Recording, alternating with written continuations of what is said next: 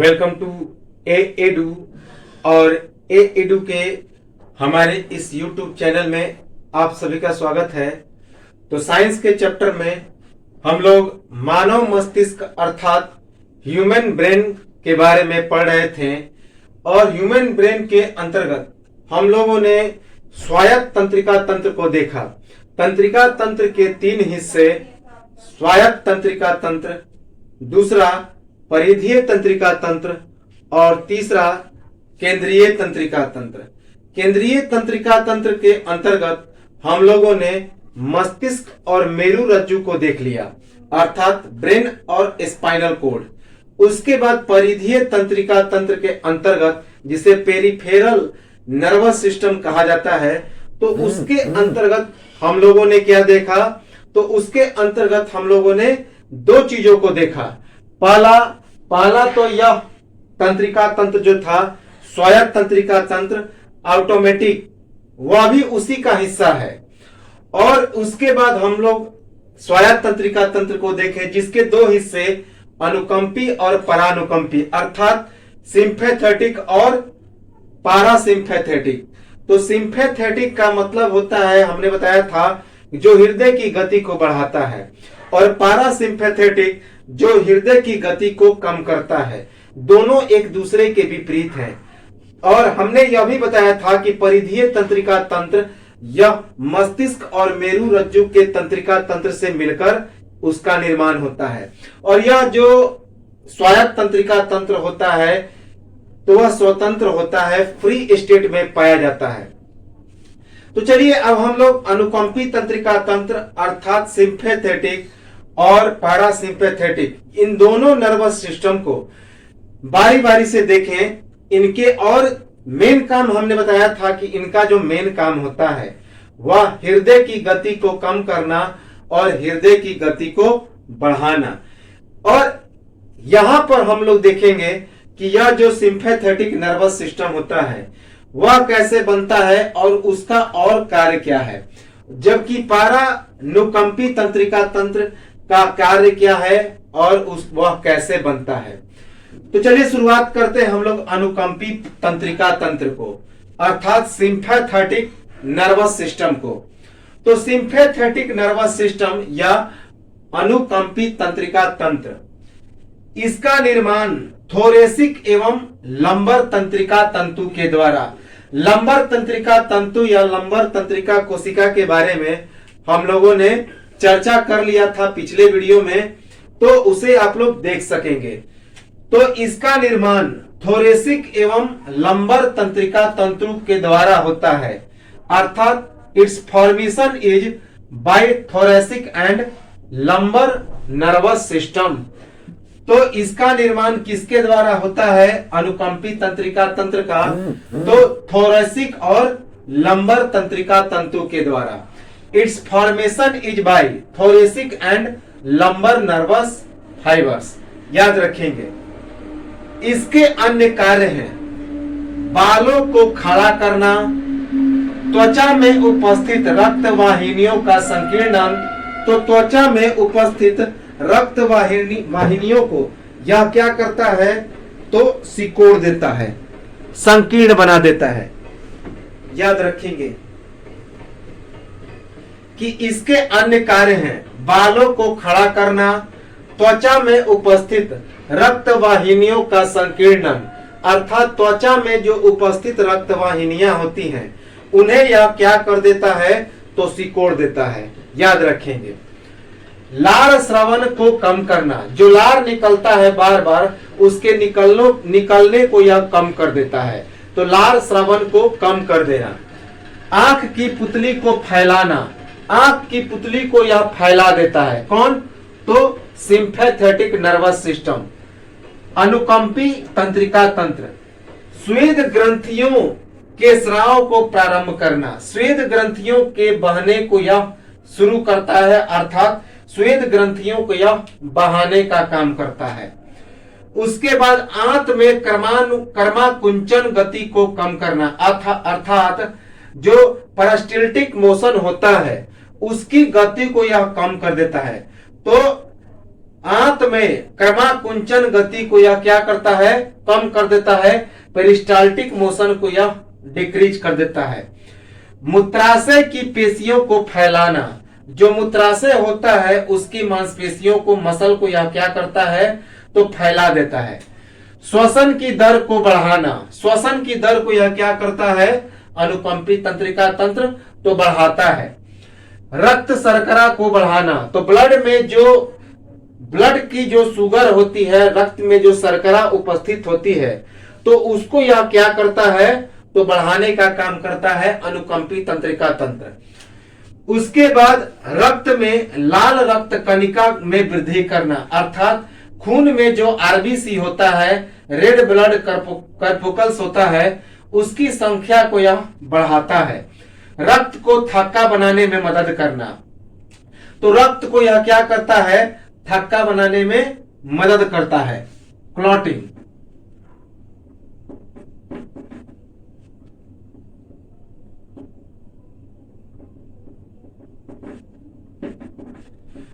उसके बाद इसके सामूहिक प्रयास से भय, पीड़ा और क्रोध पर प्रभाव होता है।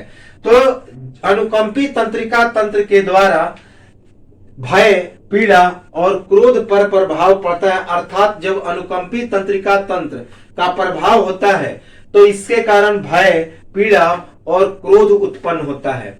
तो इसके अन्य कार्य क्या है, तो बालों को खड़ा करना, त्वचा में उपस्थित रक्त वाहिनियों को यह संकीर्णन करता है, अर्थात सिकोड़ देता है।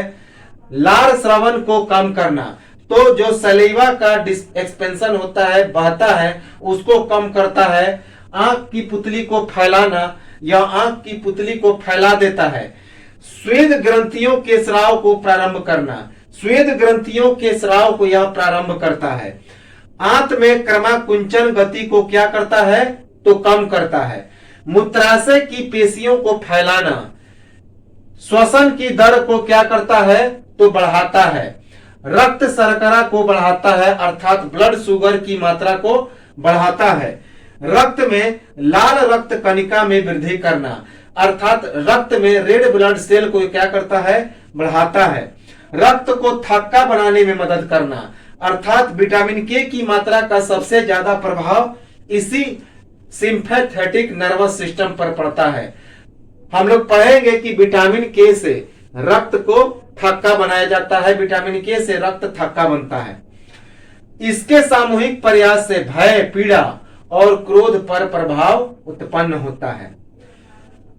अदर फंक्शंस इसके कौन से हैं सिंपैथेटिक नर्वस सिस्टम के, stand by our hairs, contraction of blood vessels which are presented in skin, decrease saliva flow, expansion of eye pupil, increase blood sugars, starting of glands flow, decrease the peristaltic movement in intestine wall।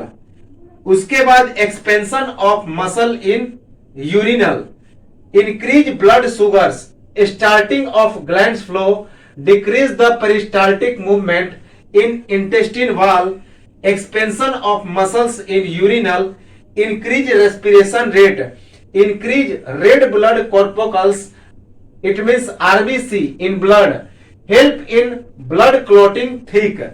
तो ये सभी कार्य करते हैं और effect on pain, angry and fear by its united state. तो ये सभी इंपॉर्टेंट काम करते हैं अनुकंपी तंत्रिका तंत्र। अब हम लोग ठीक उल्टा, जिसका नाम है परानुकंपी तंत्रिका तंत्र, जो पारासिम्पैथेटिक जिसे कहते हैं, तो पारासिम्पैथेटिक या परा अनुकंपी तंत्रिका तंत्र, यह ठीक उल्टा काम करता है सिंपैथेटिक नर्वस सिस्टम का। तो अनुकंपी तंत्रिका तंत्र का यह बिल्कुल उल्टा काम करता है। कौन? तो पारासिम्पैथेटिक नर्वस सिस्टम, यह ठीक उल्टा काम करता है। तो पारानुकंपी तंत्रिका तंत्र या पारासिम्पैथेटिक नर्वस सिस्टम, इसका निर्माण कपाल तंतुओं और रीढ़ तंतुओं के द्वारा होता है। तो इसका निर्माण किसके द्वारा होता है? तो कपाल तंतुओं और रीढ़ तंतुओं के द्वारा। अर्थात it's formation is by cranial nerves and spinal nerves. तो इसका फॉर्मेशन क्रेनियल नर्व अर्थात जो हमारी कपाल तंतु होती है, कपाल अर्थात खोपड़ी की जो सबसे ऊपरी पार्ट होती है, हम लोग पढ़ चुके हैं कपाल के बारे में। तो कपाल में कुल 8 हड्डियां होती हैं, हमने बताया है। तो इसके it's formation is by cranial nerves and spinal nerves अर्थात रीढ़ तंतुओं के द्वारा और कपाल तंतुओं के द्वारा इसका निर्माण होता है। याद रखेंगे, इंपॉर्टेंट है।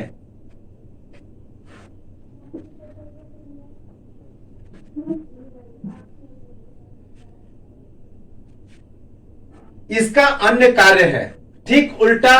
किसके कार्य? अनुकंपी तंत्रिका तंत्र के ठीक उल्टा। त्वचा में उपस्थित रक्त वाहिनियों का चौड़ीकरण। तो जो जिस तरह अनुकंपी तंत्रिका तंत्र त्वचा में उपस्थित रक्त वाहिनियों को संकीर्णन बनाता था, सिकोड़ देता था, तो ठीक उसके उल्टा यह क्या करता है कि त्वचा में उपस्थित रक्त वाहिनियों का चौड़ीकरण करता है, अर्थात उसका फैलाव करता है, फैलाता है, एक्सपेंशन करता है। लार एवं पाचक रस के स्रवण में वृद्धि। तो अनुकंपी तंत्रिका तंत्र क्या करता था? जो सैलिवा होता था और जो डाइजेस्टिव जूस होता था उसको क्या करता था? उसके श्रवण में कमी करता था। लेकिन यह क्या करता है कि लार एवं पाचक रस के श्रवण में वृद्धि करता है।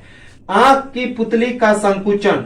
तो अनुकंपी तंत्रिका तंत्र आंख की पुतली को क्या करता था? फैलाता था और यह संकुचित करता है अर्थात सिकोड़ देता है। आंत की भित्ति में संकुचन एवं गति को बढ़ाना।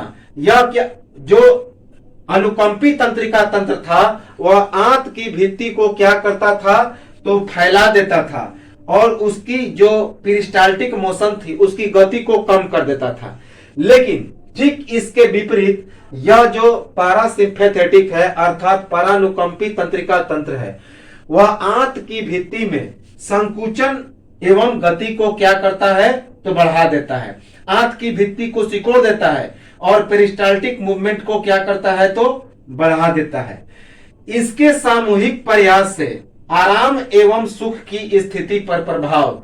तो जिस प्रकार अनुकंपी तंत्रिका तंत्र के प्रभाव से भय, क्रोध और पीड़ा का अनुभव होता है, उसी के विपरीत इसके पारासिम्पैथेटिक अर्थात परानुकंपी तंत्रिका तंत्र के प्रभाव से इसके सामूहिक प्रयास से आराम एवं सुख की स्थिति उत्पन्न होती है। याद रखेंगे। तो इसके अदर फंक्शंस कौन हो गए? It works opposite to sympathetic nervous system. It works opposite to sympathetic nervous system such as expansion of blood vessels which are presented in skin, increase in saliva and digestive juice flow, contraction of eye pupil, increase in peristaltic movement in intestine wall, decrease in RBC, contraction of muscle of urinal, decrease of blood sugars and closed glands effect। तो ये तो था हमारा स्वायत्त तंत्रिका तंत्र के दो भाग, परानुकंपी अर्थात पारासिम्पैथेटिक और अनुकंपी सिंपैथेटिक। तो ये स्वायत्त तंत्रिका तंत्र अर्थात जितने सारे हमारे तंत्रिका तंत्र थे उसके सभी भाग समाप्त हुए, अर्थात जो नर्वस सिस्टम था वह उसके सभी पार्ट्स समाप्त हो गए। अब हम लोग एक सबसे इंपॉर्टेंट चीज आते हैं जिसे तंत्रिका कोशिका या तंत्र कोशिका या फिर न्यूरॉन कहा जाता है। तो न्यूरॉन या तंत्रिका कोशिका या फिर तंत्र कोशिका, तो यह काफी इंपॉर्टेंट है, इससे प्रश्न आते हैं। तो न्यूरॉन या तंत्रिका कोशिका या तंत्र कोशिका, तंत्रिका तंत्र में उपस्थित एक उत्तेजनीय कोशिका जिसका मुख्य कार्य मस्तिष्क से सूचना का आदान प्रदान और उसका विश्लेषण करना। तो यह जो न्यूरॉन है या फिर तंत्रिका कोशिका है, तंत्रिका तंत्र में उपस्थित यह एक उत्तेजनीय कोशिका है अर्थात एक्टिव सेल है, जिसका कार्य मस्तिष्क से सूचनाओं का आदान प्रदान, अर्थात मस्तिष्क से इंफॉर्मेशन को लेना और फिर उसके बाद उसके संकेतों को वापस रिटर्न कर लेना। तो और उसका फिर यह क्या करता है, तो एनालाइज करता है, विश्लेषण करता है। तो तंत्रिका तंत्र में उपस्थित यह एक उत्तेजनीय कोशिका है जिसका मुख्य कार्य मस्तिष्क से सूचना का आदान प्रदान करना है और उसका विश्लेषण करना है। An active cell present in nervous system whose main function is to sending and receiving signal and analyze it। कई तरह के विशिष्ट तंत्रिका कोशिका पाए जाते हैं जिसमें संवेदी तंत्रिका कोशिका, अंतर तंत्रिका कोशिका और गतिजनक तंत्रिका कोशिका महत्वपूर्ण है। तो कई तरह के विशिष्ट तंत्रिका कोशिकाएं पाई जाती हैं जिसमें संवेदी तंत्रिका कोशिका, अंतर तंत्रिका कोशिका और गतिजनक तंत्रिका कोशिका काफी इंपॉर्टेंट है। तो there are different types of nerve cells in which sensory nerve cells, intern nervous cells and motion nervous cells are most important cells of this neurons. तंत्रिका कोशिकाओं में सूचना का आदान प्रदान विद्युत रासायनिक संकेतों के द्वारा होता है, इलेक्ट्रोकेमिकल सिग्नल के द्वारा होता है। तो इस सिग्नल को पकड़ने का काम करता है मोटर नर्व सेल। मोटर तंत्रिका कोशिका के द्वारा इन सिग्नल को क्या किया जाता है, तो कैप्चर किया जाता है। तो तंत्रिका कोशिकाओं में जो सूचना का आदान प्रदान होता है किसके द्वारा, तो विद्युत रासायनिक संकेतों के द्वारा। याद रखेंगे, इंपॉर्टेंट है कि तंत्रिका कोशिकाओं में सूचनाओं का आदान प्रदान किसके द्वारा होता है, तो विद्युत रासायनिक संकेतों के द्वारा, अर्थात the sending and receiving information in nerve cells by electrochemical signals. तो यह तो था न्यूरॉन के बारे में कुछ इंपॉर्टेंट, उसके बारे में हम लोगों ने इंपॉर्टेंट फैक्ट देखा, उसके परिचय को देखा। अब हम लोग इसके पूरे पार्ट को देखते हैं। यह न्यूरॉन का एक स्ट्रक्चर है। इस न्यूरॉन में कौन कौन से पार्ट होते हैं, कौन कौन से इसके अंग हैं, उसको हम लोग देखें। तो सबसे पहला है हमारा यह न्यूरॉन का स्ट्रक्चर।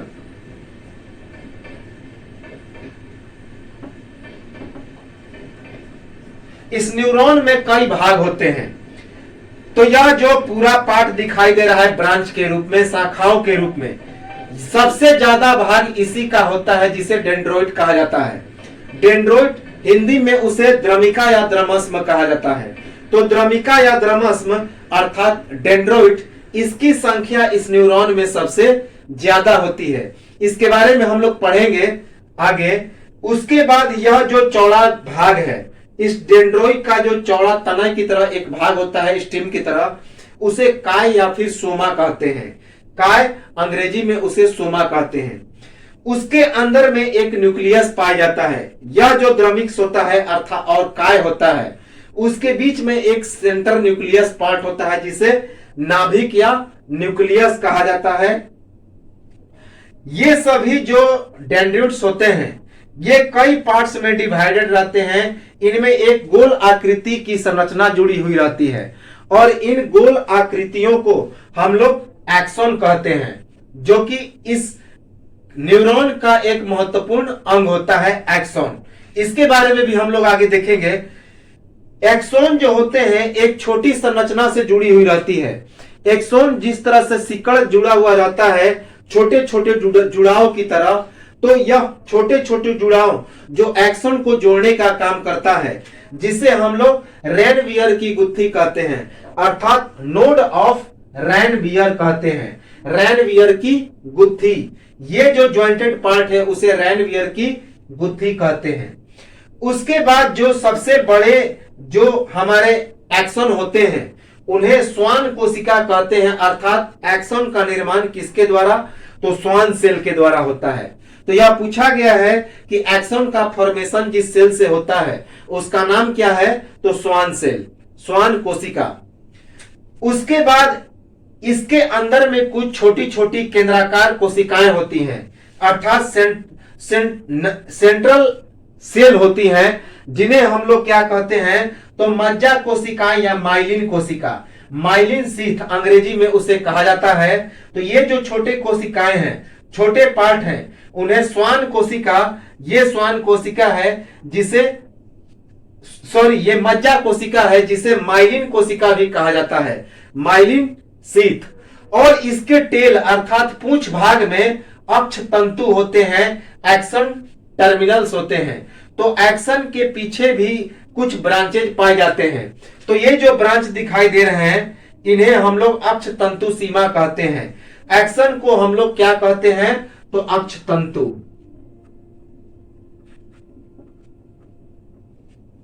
अक्ष तंतु का जो अंतिम पार्ट होता है उसे अक्ष तंतु सीमा कहते हैं। ये सभी ब्रांच जो दिखाई दे रहे हैं, यह अक्ष तंतु सीमा है, अर्थात एक्सन टर्मिनल है।